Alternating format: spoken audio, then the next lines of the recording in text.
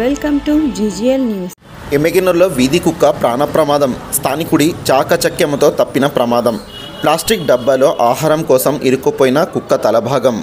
కర్నూలు జిల్లా ఎమ్మెగినూరు పట్టణంలోని MG petrol bunk సమీపంలో ఒక వీధి కుక్క ప్రాణాపాయం నుంచి బయటపడింది.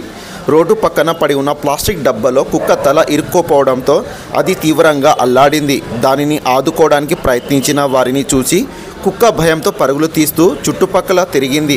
ఈ క్రమంలో అదే ప్రాంతంలో నివసించే ఒక పెద్ద మనిషి చాకచక్యంగా కుక్కను ప్రశాంతపరిచి జాగ్రత్తగా ప్లాస్టిక్ డబ్బాను తల నుంచి తీసి బయటపడేశాడు.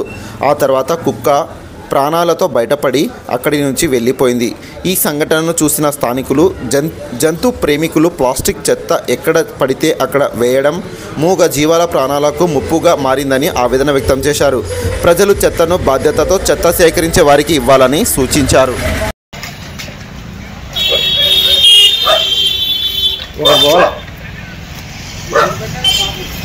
అదే తలగా దూరిచింది.